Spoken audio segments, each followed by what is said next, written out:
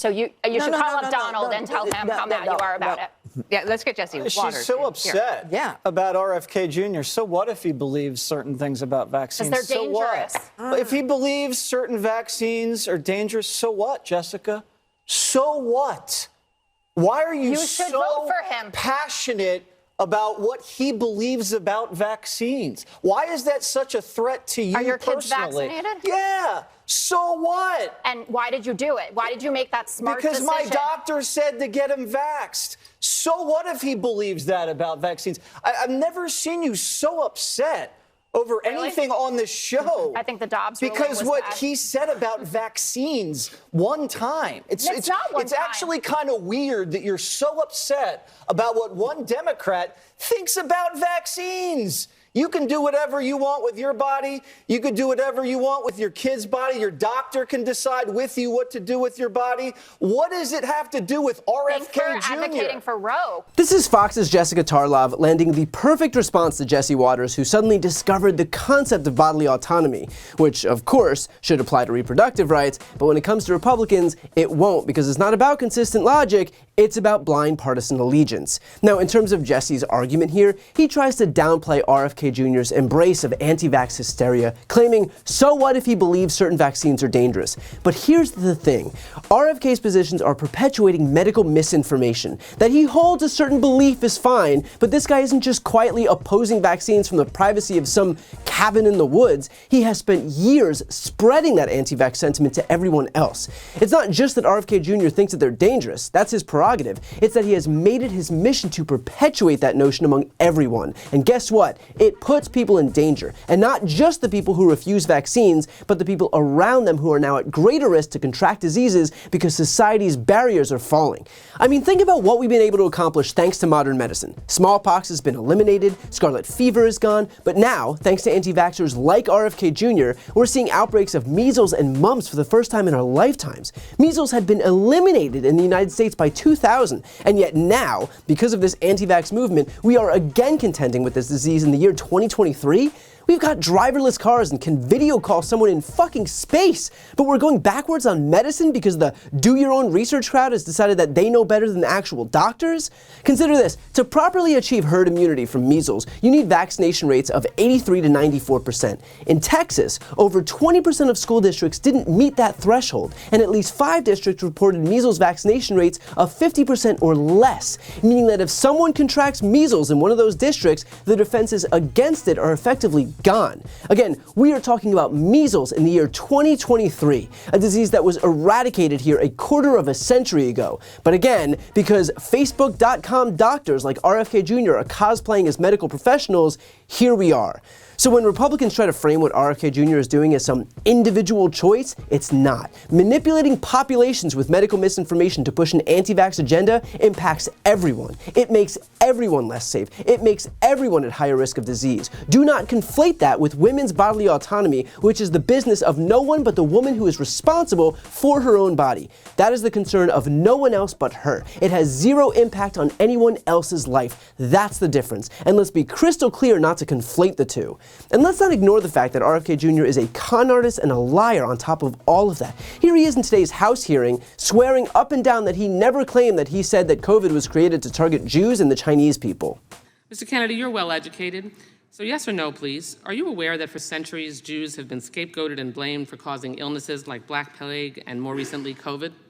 I am. Those are known as blood libel, and they are one of the worst and most disturbing parts of human history. Good. I'm glad to know that, of course, that you acknowledge that. Of course, it's true and well documented that this pernicious form of anti-Semitism led to centuries of discrimination, even horrific pogroms and massacres, and it still fuels deadly violence today. Yet last week, you floated a baseless conspiracy theory that the coronavirus was bioengineered to target Caucasians and Black people, but to spare Ashkenazi Jews and Chinese people. Mr. Kennedy, your bizarre, unproven claim echoes that same historic slander of labeling Jews and Chinese people as a race, and that Jews, and in this case Chinese people, somehow managed to avoid a deadly illness that targets other groups for death. You do see that, yes or no? You're misstating. No. I quoted what you said earlier, and it is directly what you said. So just ask me yes or no. I was describing an NIH-funded study. No, you didn't cite any. I was describing an NIH-funded study by Cleveland Clinic scientists. Reclaiming my time. You did not reference reclaiming my published time. in USC Mr. Medical, Chairman, which is one.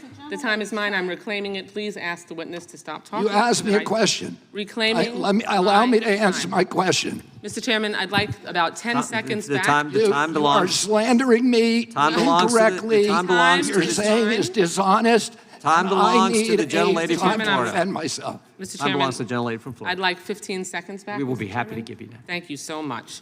You did not cite any study like you are citing here now during that conversation. You referenced no study at all. You simply labeled Jews and Chinese people as a race, and you also said that somehow they managed to avoid a deadly illness that targets other groups for death. You don't see that? You're trying to rewrite history here.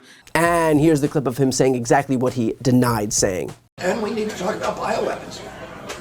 Well, I know a lot now about bioweapons because I've been doing a book on it for the past 2.5 years, and you know, the technology that we now have to develop these microbes, we've put hundreds of millions of dollars into ethnically targeted microbes. The Chinese have done the same thing. In fact, COVID-19, there's an argument that it is ethnically targeted. COVID-19 attacks certain races disproportionately. The races that are most immune to COVID-19 are because of the structure of the genetic structure, genetic differentials among different races of the receptors of the ACE2 receptor. COVID-19 is targeted to attack Caucasians and black people. The people who are most immune are Ashkenazi Jews and Chinese. But we don't know whether it was deliberately targeted that or not. But there are papers out there that show the racial and ethnic differential impact to that. We do know that the Chinese are spending hundreds of millions of dollars developing ethnic bioweapons, and we are developing ethnic bioweapons. That's what all of those labs in the Ukraine are about. They're collecting Russian DNA, they're collecting Chinese DNA, so that we can target people by race. So no, first of all, he did not cite a single study that he claimed to have cited, but also, he is dead wrong. The UK actually did a study on the rates with which Jews were contracting COVID, and according to the Office of National Statistics, Jewish males and females are at higher risk for contracting COVID than their Christian counterparts. So not only is he baselessly targeting Jews, which sure does read as anti-Semitic on its face, but he's also completely wrong. And by the way, if you're wondering why we're seeing so much of a defense of RFK Jr. on right-wing outlets like Fox, it's not because these people actually care about him or his policies or his positions. They view him as a useful idiot. They think if he can mount an effective candidacy against Joe Biden in the Democratic primary, that it'll weaken Biden overall. That is the reason that they're propping him up. And look, when you factor in the fact that Joe Biden's approval ratings are still in negative territory and that RFK Jr. has a famous last name, it's not a crazy idea to think that he might be able to peel away some support. But just to reiterate, they do not care about him. They view him solely as a vehicle through which they can try and meddle in the Democratic primary.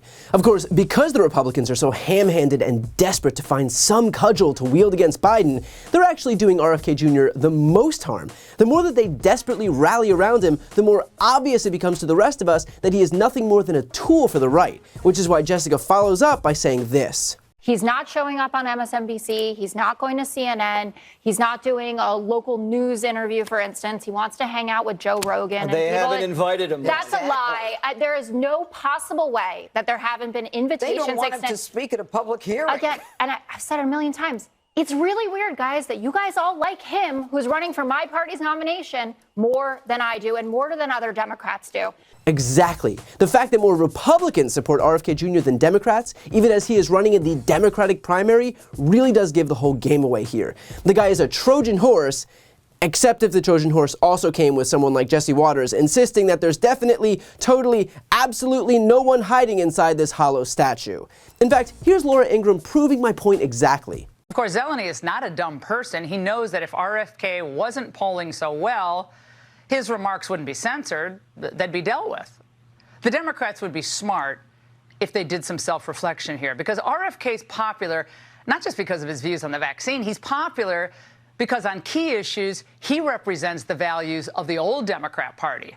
Nothing quite like Laura Ingraham insisting that RFK Jr. is popular while showing a side-by-side of Biden polling 57 points ahead of him. Yeah, real nail-biter here. To give you an idea of how lopsided this is, Marjorie Taylor Greene didn't even win her election by a margin that wide. She only had 66% of the vote in a district that would elect someone like Marjorie Taylor Greene. So if your position is that RFK Jr. is surging while broadcasting that he's got the support of all of 14%, then you might want to think long and hard about whether you should be dealing with numbers on national television. So the next time you hear Republicans prop up someone like RFK Jr., recognize that they are doing it for exactly the same reason they do everything: to manipulate their viewers and to help the Republican Party. They are in it for one reason and one reason alone: to help themselves.